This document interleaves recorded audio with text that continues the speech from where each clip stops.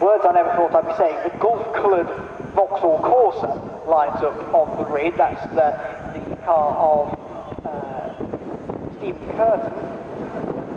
And right behind it, the Martini-coloured Mini. So a couple of retro liveries on slightly unusual cars perhaps, but they're distinctive. You've got Mark 1 Escort in here of course as well. The car that is 188 Connie Hayes Coningsby, but the back of the grid is formed up, the 5-second board goes out, and for the final time today we are about to go racing. Red lights on, they go out now. Who gets the best start? Oh, Moss doesn't get going at all, and rather pushes up the rest of the field. Brilliant start from Holden by Williamson. The Moss on the second place. And the Holden relatively checked off as they're heading to the first side. There's Williamson from Bellamy from Dixon, and it looks as though I'm first time. I'm expecting my Williamson to get going.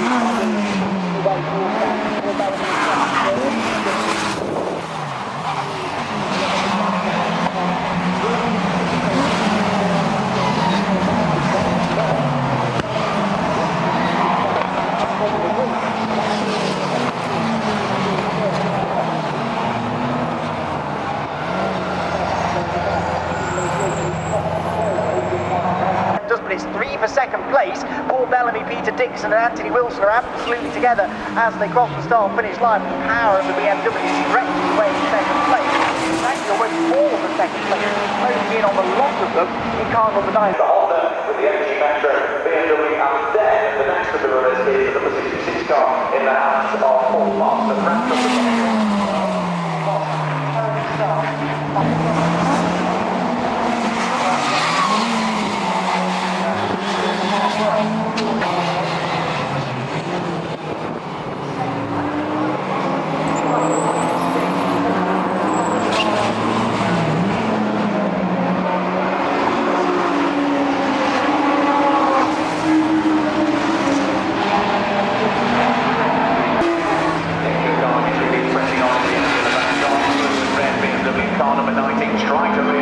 Anthony Wilson, Metro at the same time as these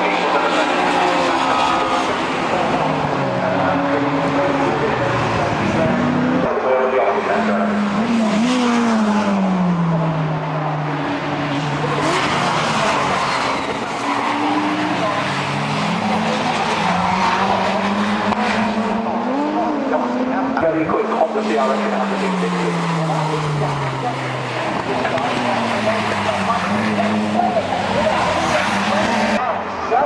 That might be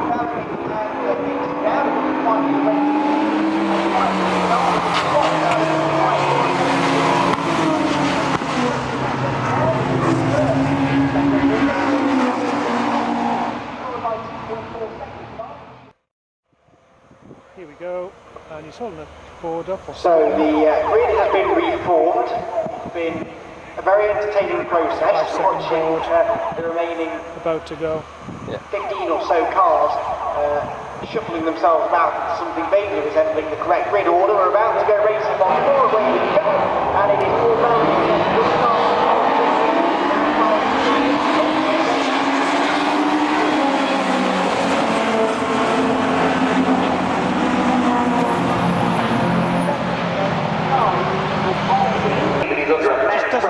First of all, from Kirk Armitage, he's got Peter Dixon trying to attack him at the same time that Paul Moss is trying to attack Peter Dixon. So one huge train of cars are about to appear into your view. Two BMWs lead, and then Peter Dixon in the Honda.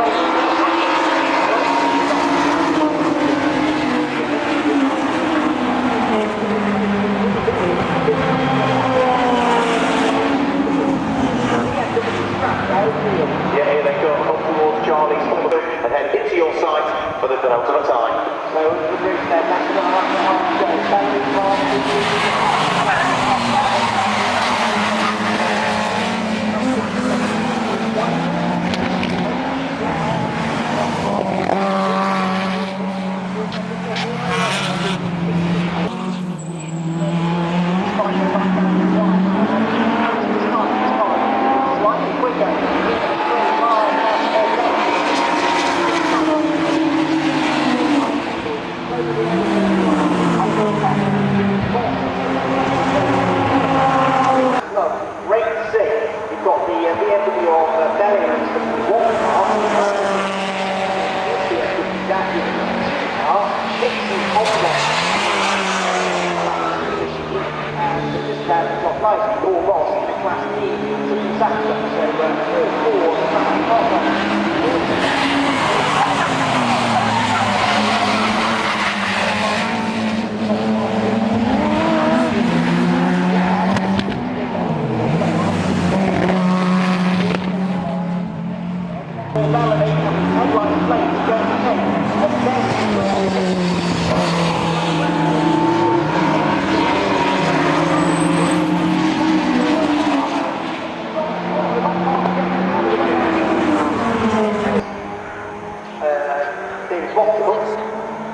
starting 19th after difficulties to qualify. You can see him up there in 7th place.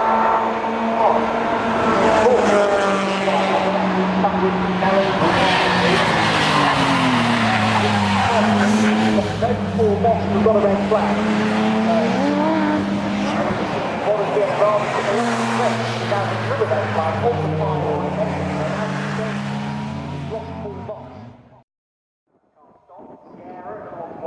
Finished yesterday.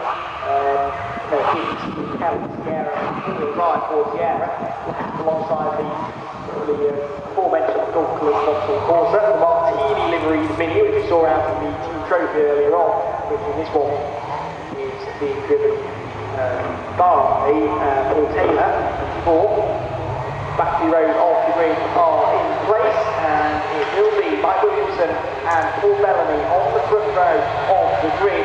Victor Hall is on row 2, so one for Kirk Armitage to try and make most of the clear space in front of him. The lights go red.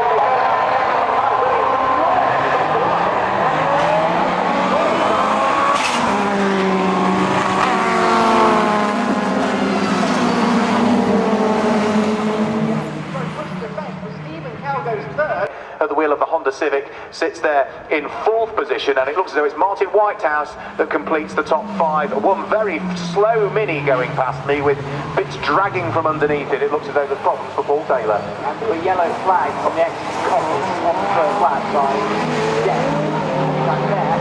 It looks like number 10, Logan Van Gittenberg, of course, in a run. He's lost an awful lot of ground. An awful lot going on at the start there, but that was one of the most incredible starts I've ever seen in the Chelsea. Williamson making good his escape from a 5-car train per second is Kell, from Bellamy, Dixon, then it's the 88 machine of Martin Whitehouse, and Kirk Armitage challenging him into Coppice Corner, but no way round the outside, and Kirk slots back in the ball. Round through Coppice Corner, round through Coppice up towards Charlie's for the second time. Stephen Kell in that second minute down the Fortier, but he lost the place too. The very slow Mini of Paul Taylor is still circulating. It's going down into the paddock, looking at the large piece of aluminium that's hanging up from the underside of it and dragging itself along the circuit. Mike Williamson pressing on in the lead of the race. The Mitsubishi still out front at this stage, as for the second time he safely negotiates the gooseneck. Stephen Kell there in second place with Paul Bellamy not too far to defend as they head round through Mansfield Corner and back into your sight shortly. Paul Taylor has gone to the top of the mountain. We'll wait for a moment to see if he re-emerges towards the Hall Bends, with the car looking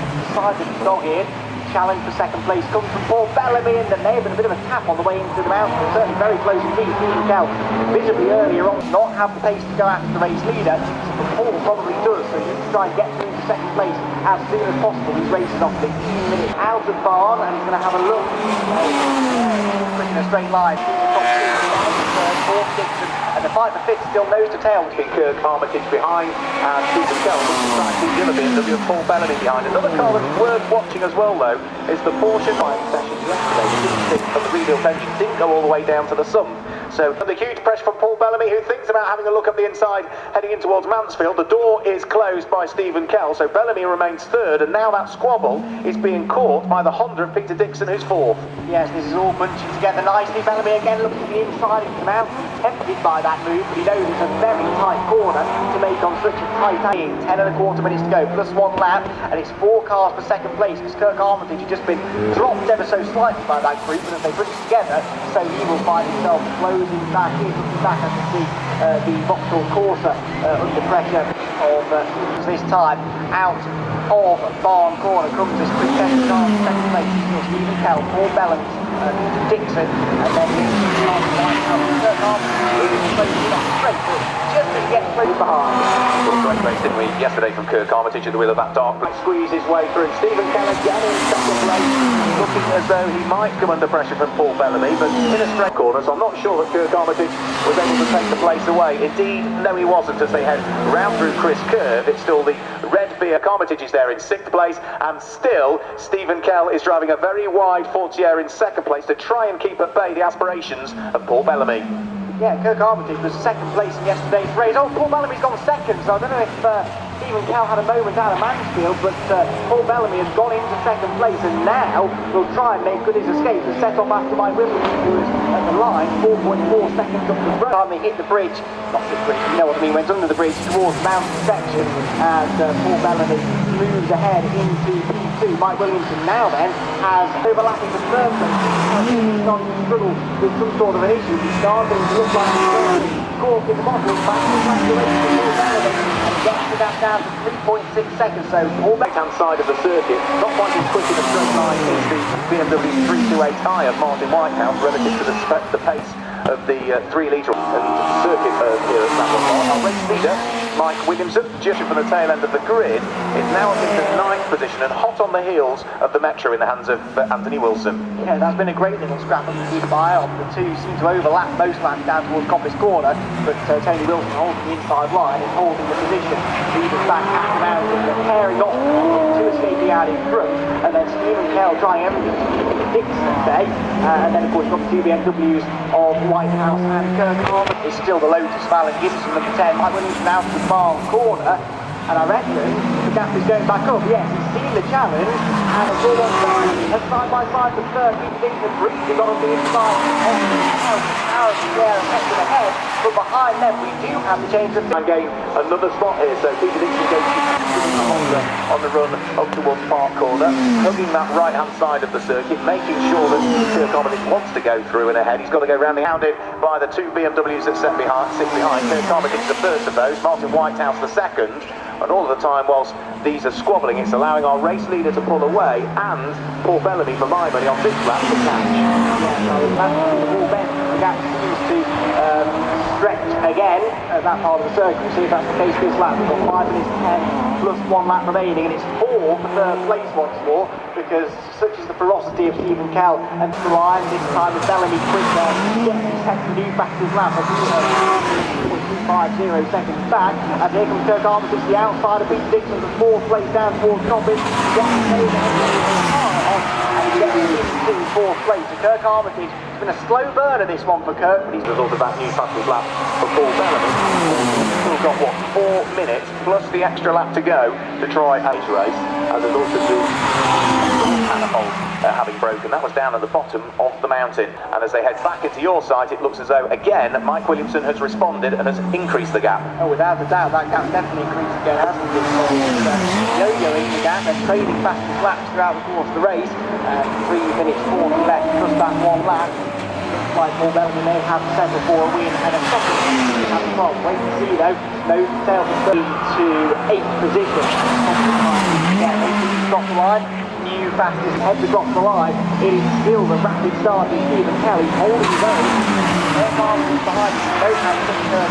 that car is quick on the straight in a straight line of Kirk Armitage, because the amount of daylight did increase between the two of them as they went down the Park Straight. Still not that far away as well, so a little difference on the trajectory from yesterday as our race leader goes in towards the bottom of the mountain. Paul Bellamy has closed in again over the course of this lap. This trio though now fighting over 3rd, 4th and 5th are all together with Martin Whitehouse for Stephen Kell as Kirk Armitage is trying to draw himself alongside. Couldn't quite do it on the run. This is bringing Peter Dixon back into play. Martin Whitehouse is thinking, I don't want to get involved in this. He's dropping wide. We'll see what happens. He's after Peter Dixon maybe all men. It may have been mechanical. Armitage 4th, 5th place Whitehouse. Today's race, a leading pair already round through Park Corner and heading up towards Chris Curve. Stephen Kell still there at the wheel of the Fortier, not that far behind, but not close enough so as to try and attack our race leader though. Before too much longer, will also start to get himself amongst some of the traffic. The bottom of the mountain is a bad going on for a lap or so now. Ian Humpish at the wheel of the fourth. Second, I'd say, we'll confirm it at the line, and Mitsubishi stretches back ahead on the straight back 1.7 seconds. But now Mike Williams will hit the traffic at one of the worst points to see if I can work out who emerges first. It is still a fairly healthy margin over Paul Bellamy. The traffic will be out straight for Mike Williams. Can at it to try and get a pair of victories here at Cadwell.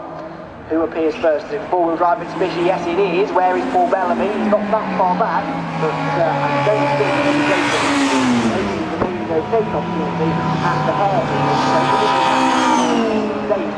So I won't have anything yet, but towards the Hall Bends, there you go, Bellamy throws absolutely no today, and Paul Bellamy gave it his all on the final lap, but the win goes to Mike Williamson, so he finally converts Paul Williamson to a race win.